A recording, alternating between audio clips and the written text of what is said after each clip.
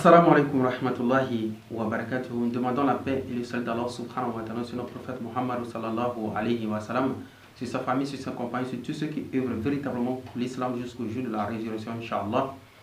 Bienvenue une fois de plus sur la chaîne de votre frère Ismail Kossi. Je suis un converti à l'islam il y a belle lurette par la grâce d'Allah subhanahu wa ta'ala. Je suis dans le mouvement de l'interreligieux, Inch'Allah ta'ala. Aujourd'hui, nous allons vous présenter Majid Okasha dans toute sa forme. Donc Majid Okasha, d'abord vous allez le voir tout de suite bien présenté plus que moi par le grand frère Billy qui est anti-shubahat-fr. Il va présenter Majid Okasha du début jusqu'à Z. Et ce que nous aussi nous allons faire, nous allons essayer de rentrer dans les dossiers de Majid Okasha pour voir dans son parcours tout ce qu'il dit. Majid Okasha, je le rappelle, c'est un arabe, un algérien, à en croire lui-même sa propre description, qui a apostasé de l'islam. Aujourd'hui, Inch'Allah, il écrit contre l'islam. Donc tout ce que Majid Okasha a pu révéler comme des suspicions insoupçonnées de nous les musulmans. Donc Inch'Allah, nous allons repartir sur ça de A à Z. Et je vous invite à explorer ma région, qui est au Togo ici, à explorer ma région. Toutefois, on va rentrer un peu, je vais envoyer Majid Okasha en brousse pour le faire visiter un peu, tout petit peu la nature, la belle nature d'Allah subhanahu wa ta'ala, notamment chez moi au Togo ici, Inch'Allah ta'ala. Donc, pour votre plaisir, suivez Majid Okasha, présenté par le grand frère Billy, Inch'Allah. Aujourd'hui, dans cette vidéo, on va répondre à la personne qui s'appelle Majid Okasha. Ce personnage qui est sorti de nulle part en s'inventant une vie. Il prétend être un ex-musulman et avoir quitté l'islam à 18 ans. Avant de répondre à ces allégations bancales, il faut déjà connaître le personnage. C'est une personne typique qui a honte de ses origines, qui ne supporte pas d'être né dans la mauvaise famille. Il aurait aimé venir d'une famille française blanche. Au lieu de s'appeler Abdelmajid, oui, pour ceux qui le suivent, il s'appelle Abdelmajid, ça veut dire le serviteur d'Allah. Il aurait préféré s'appeler Jacques ou Paul, un vrai colonisé dans l'âme. Et comme il ne peut pas changer sa peau, ni ses origines, et se faire greffer des cheveux blancs et se blanchir la peau, la seule solution est de se mettre à plein ventre et faire son coming out de l'islam. Il a prétendu avoir écrit un livre sur l'islam pendant 8 ans, rien que ça. Okasha a très bien appliqué un verset du Coran qui répond complètement à son problème. Comment me faire accepter des maîtres blancs? Et là, le miracle, le Coran lui donne la solution. Ni les juifs, ni les chrétiens ne seront jamais satisfaits de toi jusqu'à ce que tu suives leur religion. Bingo, jackpot. C'est une vraie révélation pour lui. Les maîtres ne seront jamais satisfaits de lui jusqu'à ce qu'ils suivent leur haine de l'islam et le mépris qu'ils ont pour les musulmans. Et de là, il a commencé à se montrer et à montrer son dévouement le plus total à ses maîtres.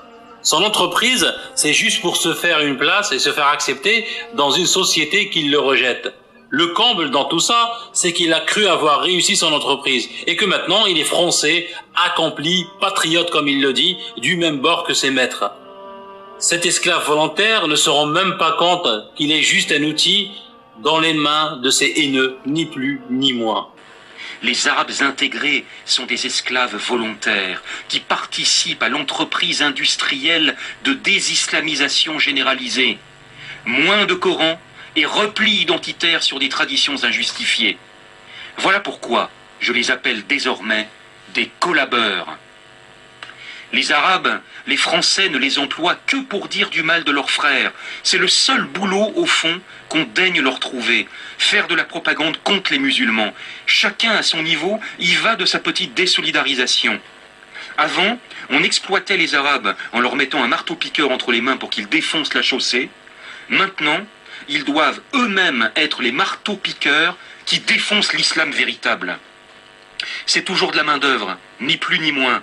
Quel que soit le statut social auquel on fait semblant de le laisser accéder, l'arabe le plus lettré, le plus professoral, le plus universitaire, se retrouve au service du laïc.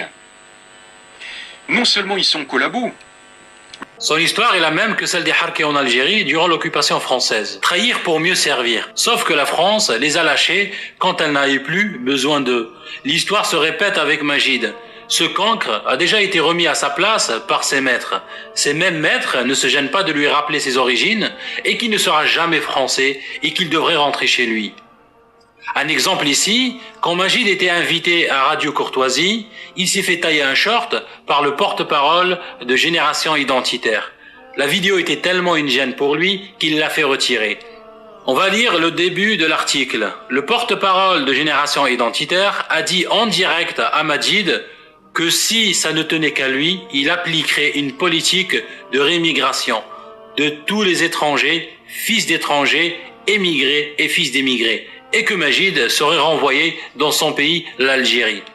Même son mentor Jean Robin, alias Jean le Rabbin, ce sioniste hystérique et islamophobe, a tweeté sur ce que le nationaliste a dit à Majid.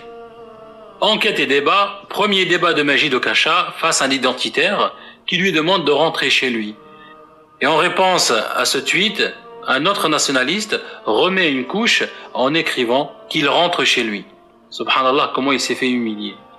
Encore un autre tweet où cette fois-ci Majid Oukhacha essaye de se justifier et vouloir convaincre ses maîtres qu'il est un vrai Français. Mais il se fait encore humilier. Je cite, il écrit « Vous m'apprenez ce que je sais déjà. Ex-musulman, pas français de souche, dit « J'ai toujours eu du mal avec ces personnes qui veulent montrer qu'ils n'ont plus rien à voir avec l'islam en s'érigeant comme ex. Nous ne vous avons pas attendu pour prouver les méfaits de l'islam.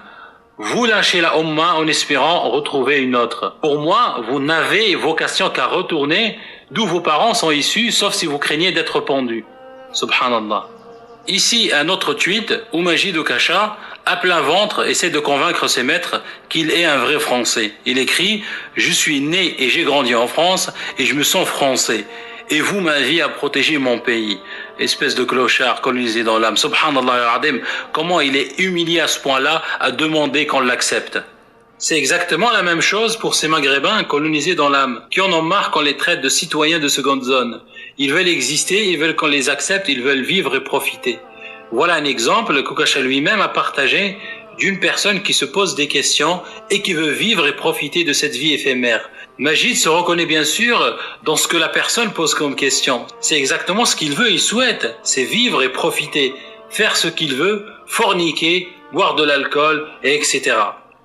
Je cite la personne ici, il dit « Pourquoi les mécréants ont une plus belle vie que nous, alors qu'ils ne croient pas en Allah? Ils sont plus heureux, ils peuvent faire ce qu'ils veulent. Les pays où nous vivons le mieux, ce sont les pays des athées. Il y a de quoi se poser des questions.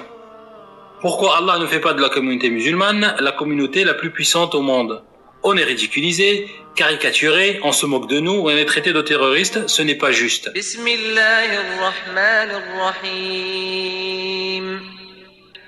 Jinn ne soit un handicap et une honte, Majid Oukhacha va l'utiliser comme arme. Et comme il est conscient que dans la tête de ces maîtres complètement stupides, maghrébins, arabes égale musulmans, il va jouer sur cette ligne musulmane qui, en péril de sa vie, dénonce l'islamisme de la France avec son patriotisme français.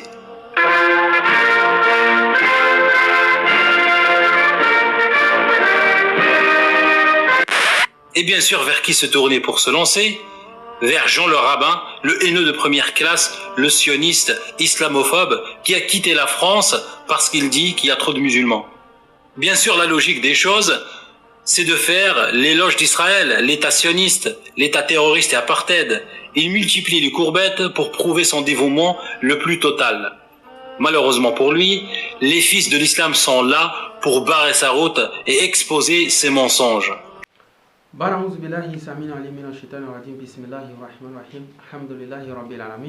Nous sommes toujours dans notre poursuite de Majid Oukhacha, du moins à lui répondre à ses défis, Inch'Allah.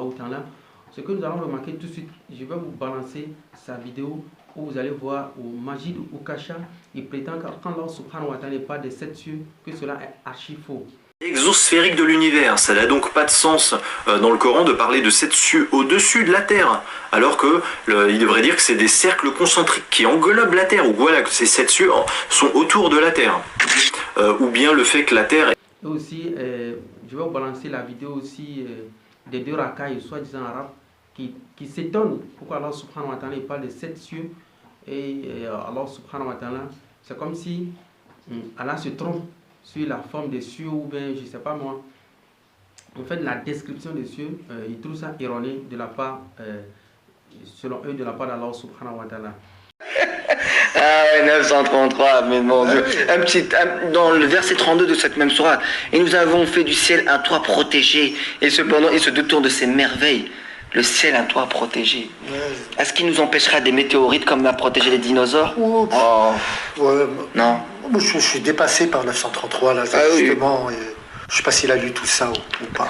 Si, c'est un vrai musulman, il a lu tout ça. J'espère. Oui. Bon, la dernière sourate, après on te laisse, 933. Ouais. Sourate 22, verset 65. N'as-tu pas vu qu'Allah vous a soumis tout ce qui est sur la terre, ainsi que le vaisseau qui vogue sur la mer par son ordre? Il retient le ciel de tomber sur la terre, sauf quand il le permettra, car Allah est plein de bonté et de miséricorde. Il a peur que le ciel. Gaulois. Ouais. Et les Gaulois ont peur que le ciel leur tombe sur la tête. Voilà, tout simplement. C'est le verset qui était décisif, à mon avis, dans sa conversion. Ah oui, hein. Ouais. Ah oui, c'est les... Ah oui. Comment le Coran sait, il y a 1400 ans, que les Gaulois allaient venir et puis avoir peur que le ciel tombe, etc. Ah oui, hein. Ça ne peut être que truc... Divin. En fait, les 7 cieux, c'est quoi les 7 cieux? Vous savez, le Coran, c'est un livre qui est auto-référent. C'est un livre qui s'explique. D'ailleurs, Allah subhanahu wa ta'ala lui l'a dit, donc les 7 cieux, c'est quoi? En fait, beaucoup s'imaginent un truc. Premièrement, je vais vous lire un verset coranique où nous allons tous nous mettre d'accord sur un premier principe. Dans la Sourate 41, verset 12, Allah subhanahu wa ta'ala dit, je lis ça en arabe pour mieux expliquer, il dit, Bismillahirrahmanirrahim, فَقَدَهُنَّ سَبْعًا سَمَاوَاتٍ فِي يَوْمَيْنِ وَأَوْحَى فِي كُلِّ سَمَاءٍ أَمْرَهَا.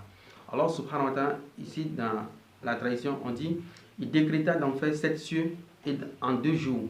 Et il révéla à chaque ciel sa fonction. Il révéla à chaque ciel sa fonction. Ici, ce qui est à souligner, c'est qu'il y a le mot amr. Amr veut dire commandement dans la langue arabe. Amr veut dire commandement. Donc, si Allah subhanahu wa ta'ala, il a donné un commandement aux 7 cieux. Mais c'est quoi d'abord le ciel? Le ciel, c'est l'espace atmosphérique. C'est l'espace atmosphérique. Bon, vous serez d'accord avec moi qu'on ne peut pas donner l'ordre à quelque chose qui ne se met pas. Il faut que la chose fasse un mouvement pour qu'on lui donne un ordre. Pourtant, quand on parle du ciel, on parle de l'espace atmosphérique, de fines particules. Ça n'a rien à voir avec un objet, quelque chose qui peut se mouvoir.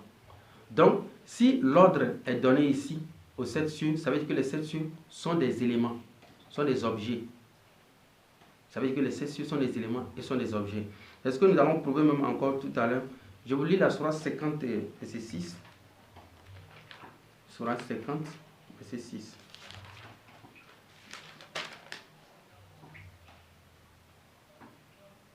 La Sourate 50, verset 6. Dans la Sourate 50, verset 6, qu'est-ce qu'Allah subhanahu wa ta'ala nous dit? Il dit, n'ont-ils donc pas observé le ciel au-dessus d'eux, comment nous l'avons bâti et embelli? N'ont-ils pas observé le ciel? Ici, Allah subhanahu wa ta'ala n'est pas du ciel au singulier. Mais dans un autre, il parle ici du ciel au singulier. Mais dans un autre verset, tout de suite, on va revenir, vous allez voir dans Sourate 78, verset 12. Sourate 78, verset 12. Dans Sourate 78, verset 12, qu'est-ce qu'Allah subhanahu wa ta'ala dit? Il dit, وَبَنَيْنَا فَوْقَكُمْ سَبْعًا شِدَادًا. وَبَنَيْنَا فَوْقَكُمْ سَبْعًا شِدَادًا. 7. Il dit, au-dessus de nous, il nous a construit 7 cieux. Mais dans l'autre verset, dans Sourate 50, verset 6, qu'est-ce qu'il nous dit? Dessus de nous, le ciel. Donc, tantôt le ciel, tantôt les cieux. Tantôt le ciel, tantôt les cieux. Nous allons revenir encore là-dessus. Dans Sourate 34, verset 9, subhanahu wa ta'ala, écoutez très bien ce verset. Il dit, ne voit-il donc pas ce qu'il y a comme ciel et comme terre devant et derrière eux? Si nous voulions, nous ferions que la terre les engloutisse, ou que les morceaux du ciel tombent sur eux. Là, tout devient explicite. Si Allah subhanahu wa ta'ala, premièrement, il parle du ciel qui est au-dessus de nous, au singulier, il parle encore des cieux, des 7 cieux qui sont encore au-dessus de nous. Après, il dit, parlant de tous ces mêmes cieux-là, il dit les morceaux du ciel. Pourquoi est-ce que Allah subhanahu wa ta'ala utilise le terme morceau?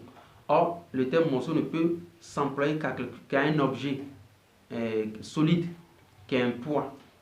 Alors que le ciel, comme nous l'avons expliqué précédemment, c'est l'espace atmosphérique, c'est des fines particules. Ça n'a pas de poids. Vous voyez un peu? Donc ici, ce que j'aimerais vous dire, c'est que tapez seulement sur Amazon Ismaël Kossi et vous verrez aussitôt, soit vous tapez les 7 cieux et les 7 terres. Si vous voyez Ismaël Kossi, le livre est disponible pour tout le monde pour voir la réalité des 7 cieux. C'est quoi les 7 cieux ou bien le ciel? Inch'Allah ta'ala.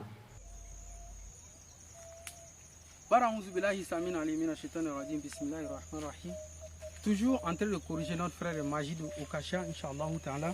Vous voyez dans ce beau décor, j'ai voulu amener Majid ici pour voir un peu la réalité de l'univers, pour voir les choses originelles et ne pas rester dans sa chambre de luxe et vouloir dénigrer l'islam, Inch'Allah, dans la raison pour laquelle je l'ai envoyé en brousse.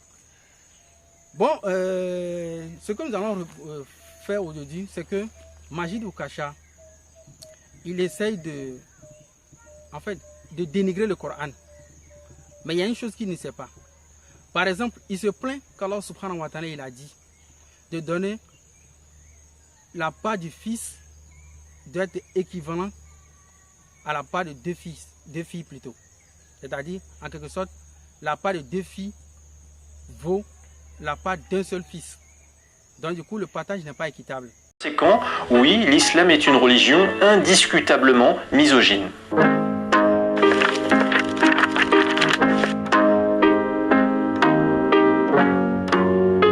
La première des preuves que les femmes sont inférieures aux hommes dans l'islam, c'est la discrimination sexuelle que subissent les femmes dans la répartition de l'héritage. D'après le verset 11 de la sourate 4 du Coran, Allah veut en effet qu'un fils ait droit à une part d'héritage équivalente à celle de 2 filles.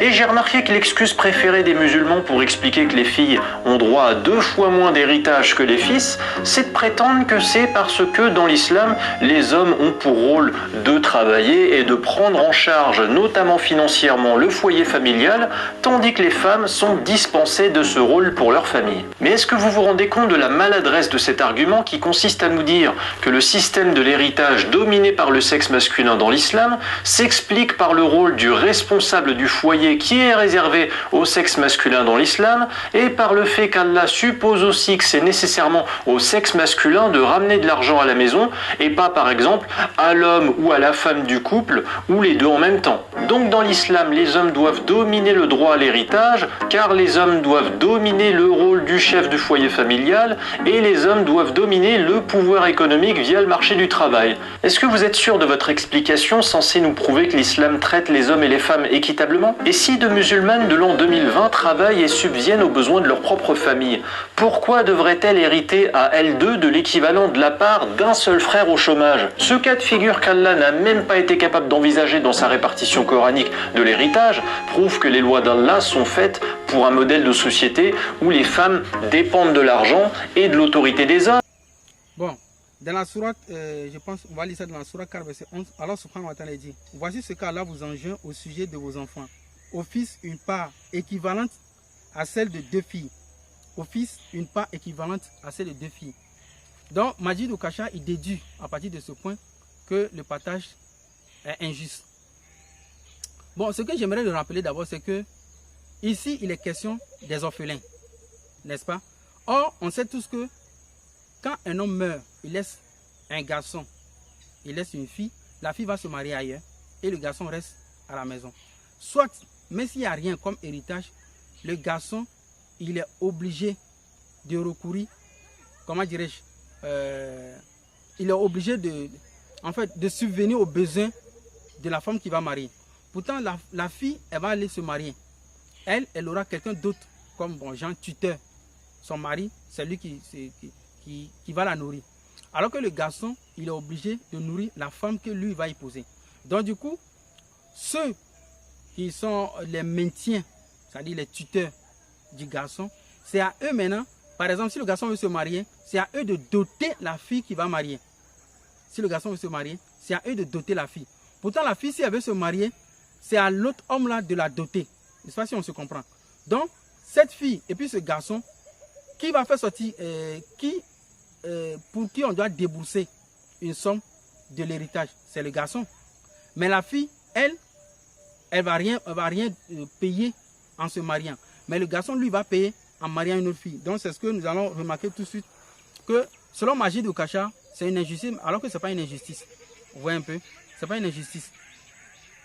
Il se plaint aussi à propos du voile, que le voile, c'est comme si, Allah subhanahu wa ta'ala, le voile, c'est comme une complexité pour la femme. La deuxième des raisons qui place les femmes dans un rôle d'infériorité par rapport aux hommes dans l'islam, c'est le voile islamique. Vous savez, ce voile dont ses partisans nous donnent toujours les deux mêmes raisons d'existence. Soit ils nous disent que c'est un vêtement de pudeur, et les millions de Françaises mécréantes qui sont encore majoritaires à laisser leurs cheveux au vent dans l'espace public apprécieront de savoir qu'elles sont des femmes impudiques au passage, soit ils nous disent que le voile sert à protéger les femmes contre les regards des hommes dans l'espace public. Ça a l'air bienveillant comme ça en l'apparence, il vous parle de protection, mais ne vous y trompez pas. Dire que le voile protège les femmes contre les regards des hommes, c'est un discours qui signifie que les regards des hommes sur la chevelure des femmes dans l'espace public poseraient problème. Or, comment voulez-vous que puisse exister la mixité occidentale, où les hommes et les femmes célibataires sont libres de se rencontrer et de se séduire mutuellement dans l'espace public, si déjà vous n'acceptez pas que les hommes et les femmes puissent simplement se regarder et se plaire dans l'espace public? Non, le voile n'est pas une complexité pour la femme. Je vais rebondir un peu là-dessus pour mieux lui expliquer.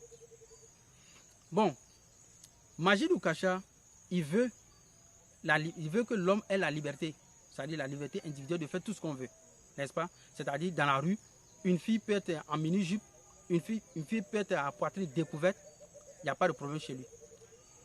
Ça, c'est la liberté à cette fille de s'habiller. C'est la liberté de s'exposer ou d'exposer son corps nu, tout ce que vous voulez. N'est-ce pas? Bon, maintenant, si Allah subhanahu wa ta'ala, il recommande aux femmes musulmanes de se voiler, mais ça, c'est à la liberté des femmes musulmanes aussi, de se voiler.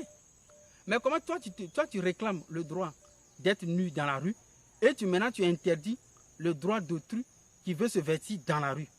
Là, moi, je n'ai pas compris. Là, c'est grave. Et puis aussi, Majid Oukacha, il va rebondir un peu sur le droit de l'homme et puis le droit de la femme. Conclure la démonstration de ma vidéo par une question très simple et honnête. Le Coran, c'est 22 années de consignes divines d'Allah délivrées au prophète Mohammed à l'attention de l'humanité tout entière. Pourquoi, durant ces 22 années de révélation coranique, c'était si compliqué que ça pour Allah de juste prendre 5 secondes de son temps pour sortir un verset qui dirait que les hommes et les femmes naissent et demeurent libres et égaux en droit et en liberté? Si l'islam était une religion qui donnait les mêmes chances et la même autonomie aux femmes qu'aux hommes... Je ne sais pas si il faut qu'on réfléchisse comme des humains ou bien il faut qu'on échappe un peu à la raison, Inch'Allah. Bon, je vais lire deux versets coraniques, ou bien 3 même, je pense, dans la Sourate 16, verset 97, pour montrer une chose à Majid Oukacha. Sourate 16, verset 97. Est-ce que le Noble Coran fait une différence entre l'homme et puis la femme? La réponse est non. Dans Sourate 16, verset 97, Allah subhanahu wa ta'ala, qu'est-ce qu'il nous dit? Il dit, quiconque mâle ou femelle fait une bonne œuvre tout en étant croyant, nous lui ferons vivre une bonne vie. Et nous les récompenserons, certes, en fonction des meilleurs de leurs actions. Ici, Allah subhanahu wa ta'ala dit, quiconque mâle ou femelle. Donc, dans le Coran, comme Majid Oukacha l'a demandé, pourquoi est-ce qu'Allah subhanahu wa ta'ala ne déclare pas explicitement que l'homme et la femme sont égaux dans les droits et devoirs? C'est ce que Allah subhanahu wa ta'ala nous révèle ici dans Surah 7, verset 97. Surah 9, verset 111. Surah 9, verset 111.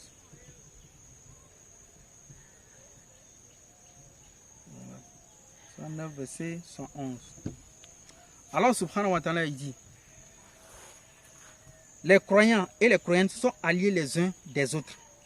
Ils commandent le convenable, interdisent le blâmable, accomplissent la salat, acquittent la zakat et obéissent à Allah et à son messager. Voilà ceux auxquels Allah fera miséricorde, car Allah est puissant et sage. Ici, Allah subhanahu wa ta'ala dit les croyants et les croyantes. Il n'y a pas de distinction. Dans le Coran, c'est l'égalité de l'homme et la femme. C'est la verset que je suis en train de lire. Nous allons repartir même la Sourate 49, verset 13. Pour parler même des humains en général. 49, verset 13. Sourate 49, verset 13. Sourate 49, verset 13. Qu'est-ce que Allah subhanahu wa ta'ala dit? Ça, c'est pour tous les humains. Est-ce que tous les humains sont égaux ou pas, selon Allah subhanahu wa ta'ala? Il dit, ô homme, nous vous avons créé d'un mâle et d'une femelle. Nous vous avons fait de vous des nations et des tribus pour que vous vous en reconnaissiez. Le plus noble d'entre vous auprès d'Allah est le plus pieux, car Allah est certes omniscient et grand connaisseur. Ici Allah subhanahu wa ta'ala dit aux hommes, nous avons créé des nations et des tribus pour que nous nous entreconnaissions.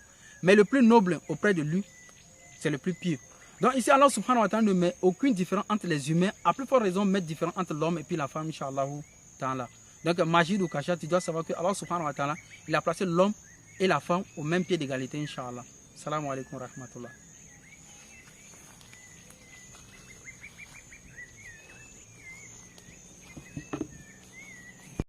Alhamdulillahi Rabbil Alamin.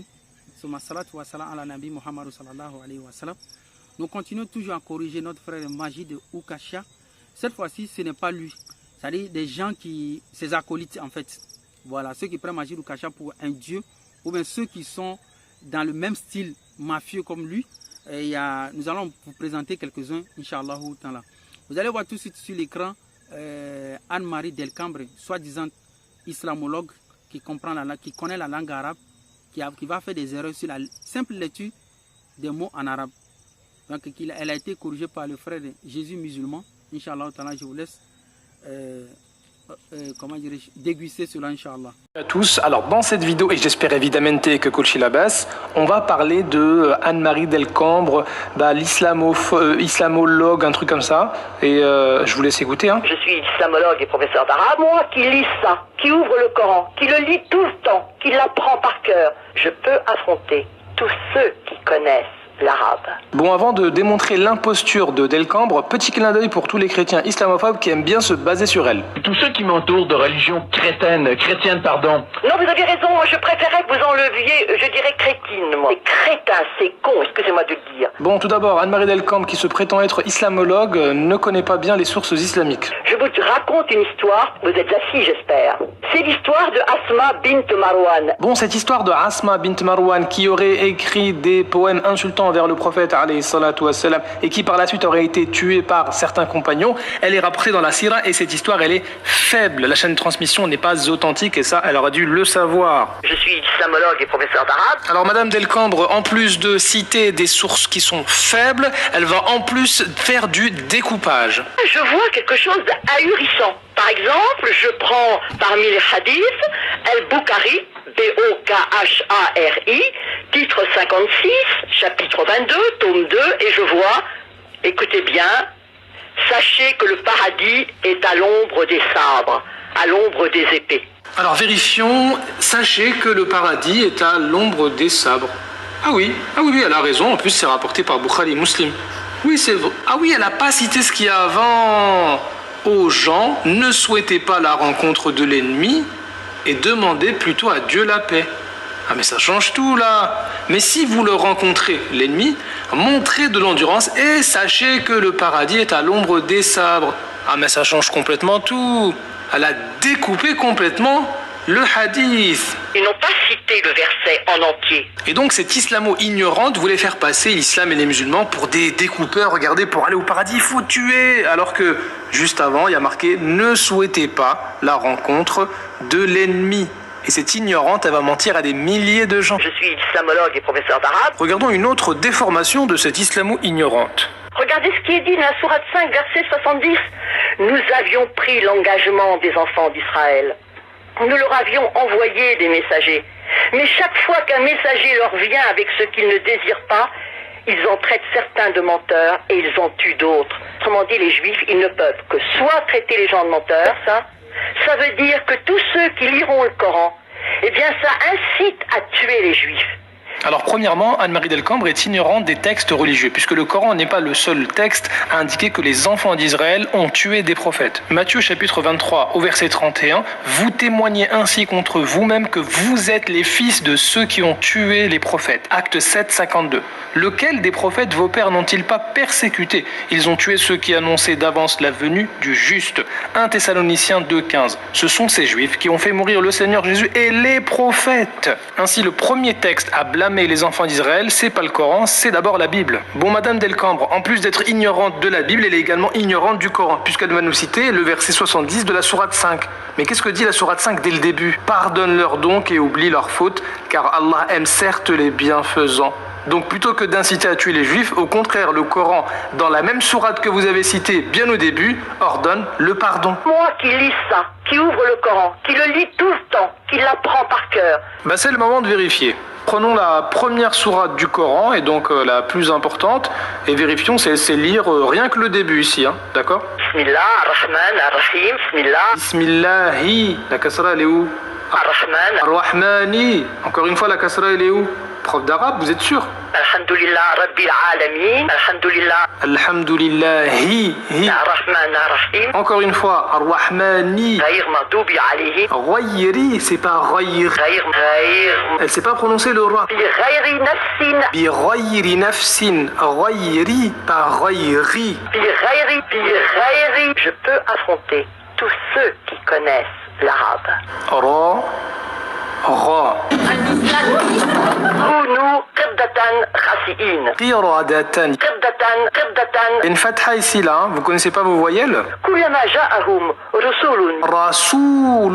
Rusulun. C'est pas rusulun, rasulun. Vous confondez le singulier et le pluriel. Wa iz qala Allahu ya Isa ibn Maryama a anta qulta lin-nas ittakhidhni وأمي الإلهين من دون الله. اتخذني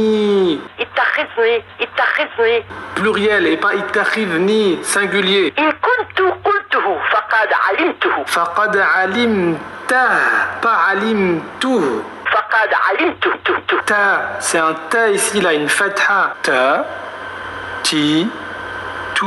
Elle confond je et tu. Là c'est tu et elle dit tout, c'est-à-dire moi. Et le texte ici dit si je l'avais dit, donc c'est Jésus alayhi salam qui dit à Allah azza wa jal, si j'avais dit aux gens que j'étais Dieu, tu l'aurais su, et non pas si je l'avais dit, je l'aurais su. Ça n'a aucun sens et c'est indigne de quelqu'un qui se prétend être arabophone, enseignante d'arabe. Et en plus elle a dit je peux affronter tous ceux qui connaissent l'arabe.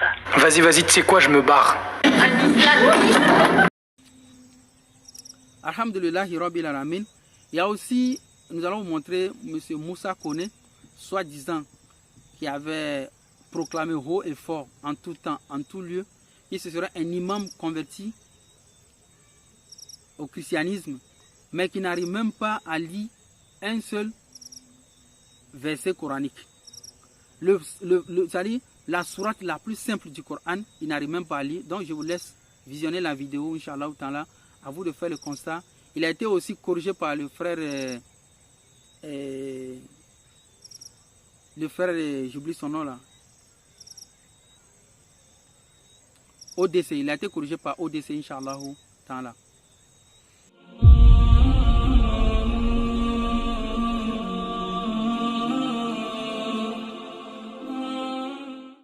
Donc c'est le Papa Moussa, que certains connaissent. Oulala.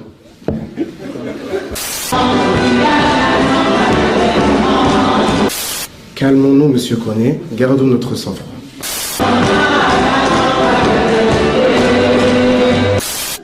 Oulala. Et regarde ce qu'on te dit, tonton. On souhaite vraiment que tu reviennes sur tes pas. Il y a longtemps, depuis 30 ans, on m'a 23 ans blessé, on m'a pris pour mort, tout ça pour que je revienne à l'islam. Je ne suis pas revenu, je suis mieux que tout. Voilà, ça c'est un point très. Ils sont des spécialistes de religion. Moi, je n'étais pas spécialiste de religion. J'étais tout simplement...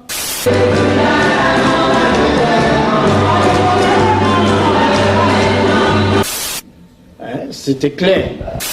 Car en effet, la raison pour laquelle il a quitté l'islam s'avère être celle pour laquelle moi-même je l'ai rejoint. Parce que vous nous avez dit que vous étiez apostat, mais dans quelques instants, nous allons découvrir que vous étiez un imposteur. On ne peut pas se fâcher avec les jeunes. Donc, en réalité, si vous écoutez les propos de M. Kone, qui a dit qu'il était un simple musulman, alors qu'il nous a dit qu'il était imam. Mais quand on entend, quand on sent la chaleur de ses propos, je me demande si vous étiez imam ou si simplement vous visitiez le hammam. D'accord. Ismaël et Abdallah, vous êtes vraiment très intelligents et bien. Je vais aussi citer des versets coraniques que tu dises que c'est hors contexte ou c'est dans le contexte, je m'en fous. Blasphème total. Merci mon fils. Et aujourd'hui on est là. Vous avez coupé des versets coraniques et comme vous avez dit vous étiez imam de mosquée, on va vous démasquer. Et ces jeunes gens, ils ont juste des roulements des airs et tout. C'est bon, c'est votre âge. Moi, j'ai plus le temps pour ça. Lorsqu'il a cité tout à l'heure, et je pense que c'est ça qui montre sa grande ignorance dans le Coran, il cite Surat Tawbah, verset 80, mais le verset que vous avez cité, M. Konehadekoumoullah, c'est Surat Tawbah, verset 113, et Surat Qasas, verset 56. C'est pour ça, tonton, depuis tout à l'heure, tu cours, d'argumenter à court, assieds-toi, on donne cours. Je vous le dis, mais je suis pas musulman. Je suis pas musulman.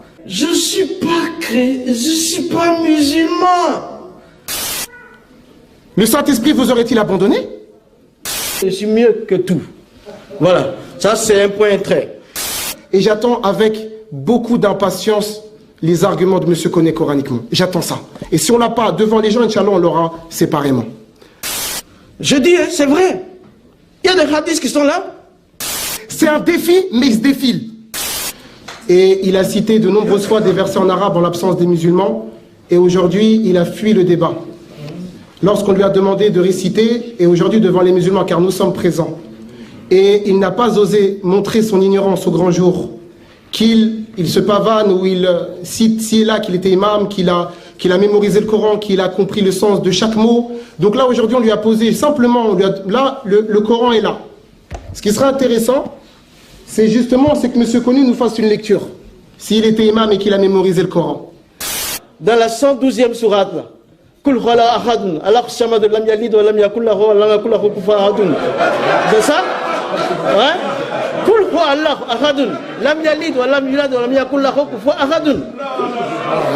C'est ça. Les Ivoiriens, je les habite plus, moi. C'est pas facile, c'est pas simple. C'est simple, ça. L'impression que vous êtes tous diabétiques. Ça, c'est clair. Et moi, j'aimerais bien, si M. Koné est sérieux, qu'on puisse discuter sur le Coran, vu qu'il est soi-disant un mémorisateur du Coran. Or, il est dans l'incapacité la plus totale de réciter ne serait-ce que Qul Huwallahu Ahad. Ah, Qul Huwallahu Ahad, fais-le réciter Uqsimuka billahi al-aliyyil azim, c'est pas la réciter. Il peut pas, on l'entend, tu t'entends. Il te dit Salah wa salam. Salah. Qal Qul Huwallahu Ahad, il saute Allahu Samad. Lam yalid wa lam yulad wa lam yakul lahu kufuwan ahad. C'est comme ça qu'il récite. Moi, je suis francophone, donc si on parle en français. C'est-à-dire que si vous êtes prêt, M. Koné, à revenir sur vos propos, sachez que les musulmans sont prêts à vous pardonner et que nous n'aurons rien contre vous. Bon, ça c'est autre chose. On met ça de côté. Ceux qui viennent peut-être pour la première fois, sachez qu'on est habitué à ce type de débat. Est-ce que vous avez entendu un seul pasteur qui a soutenu sa doctrine par une parole de Jésus? Une seule fois. Vous avez déjà entendu? Celui qui l'a entendu peut lever sa main. Regardez, même les chrétiens vous ont abandonné.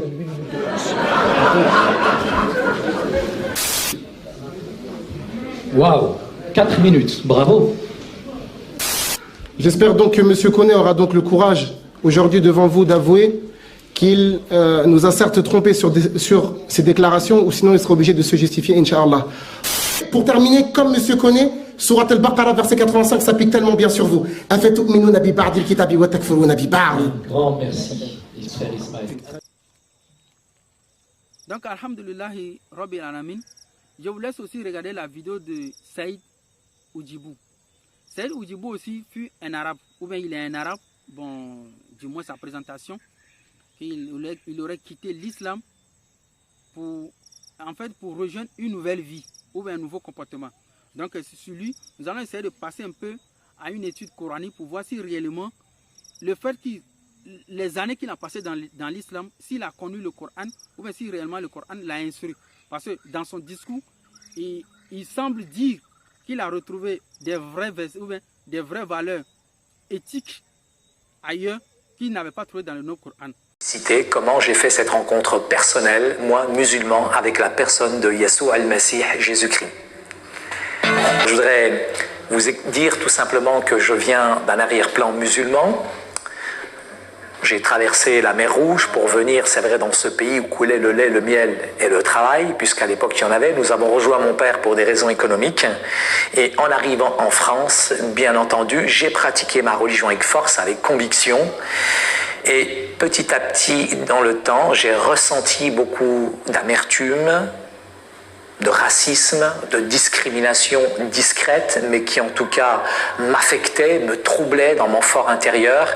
Et souvent, on posait un regard sur moi qui n'était jamais positif, et ce regard finissait par être intégré, intériorisé, si bien que j'ai pratiqué ma religion avec force, avec conviction. J'adorais ce Dieu, Allahu Ta'ala, et en même temps, il était tellement haut, tellement loin, je me demandais parfois s'il s'intéressait à moi.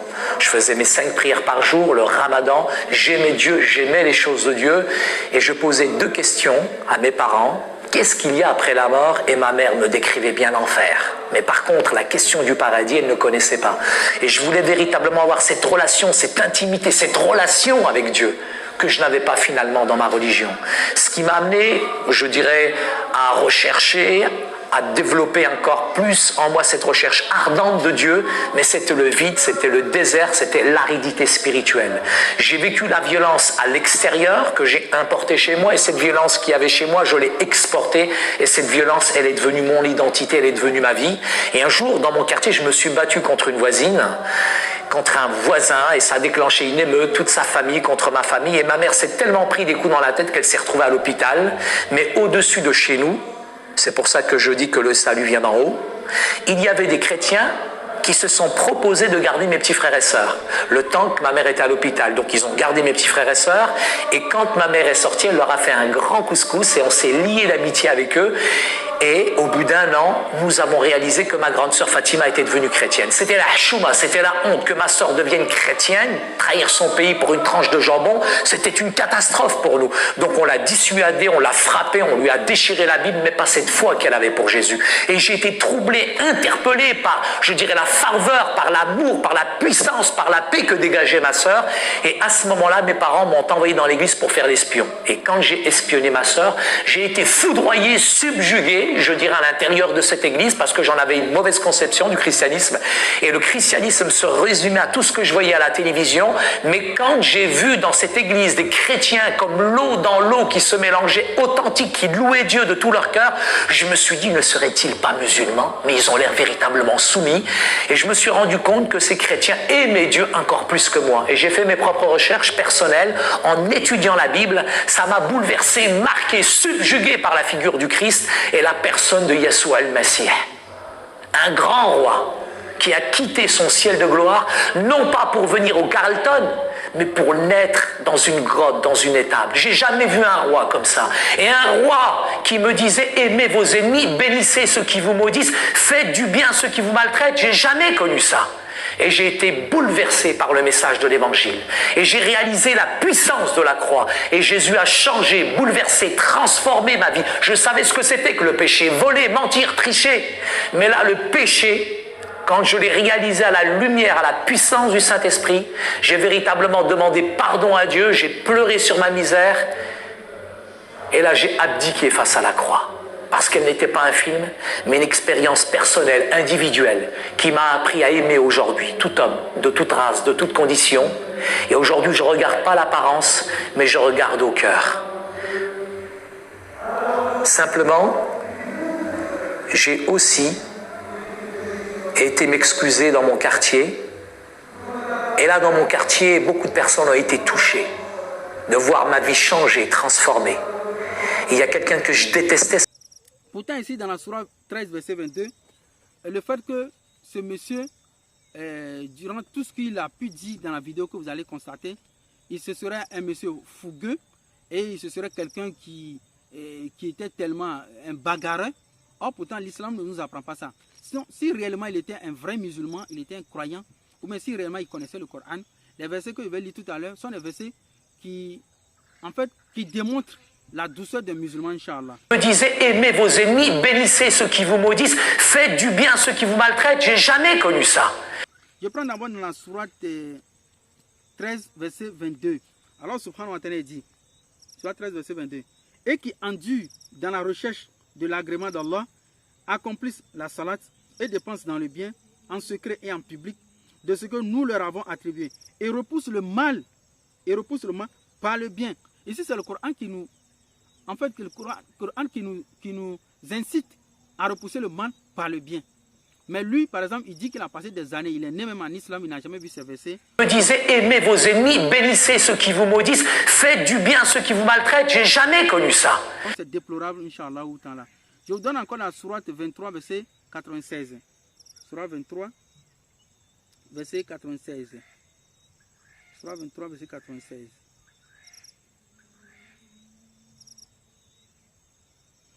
Dans la sourate 23, verset 96, Allah subhanahu wa ta'ala, qu'est-ce qu'il nous dit encore? Il dit, repousse le mal par ce qui est meilleur. Repousse le mal par ce qui est meilleur. Ce monsieur, il fut né en islam, il a grandi en islam, il n'a jamais vu un verset coranique qui dit de repousser le mal par le Me disait, aimez vos ennemis, bénissez ceux qui vous maudissent, faites du bien à ceux qui vous maltraitent. J'ai jamais connu ça. Vous voyez un peu? Et il se bagarre avec ses voisines. Après, il soi-disant qu'il a retrouvé la paix, il a retrouvé des versets quelque part. Bon, vous voyez un peu? Non, c'est un peu déplorable, Inch'Allah. On prend encore dans la Sourate 3, verset 134. Sourate 3, verset 134. Sourate 3, verset 134. Voilà. Sourate 3, verset 134, qu'est-ce que Allah subhanahu wa ta'ala nous dit? Il dit, ceux qui dépensent dans l'aisance et dans l'adversité, qui dominent leur rage et pardonnent à autrui, car Allah aime les bienfaisants. Qui dominent leur rage et pardonnent à autrui.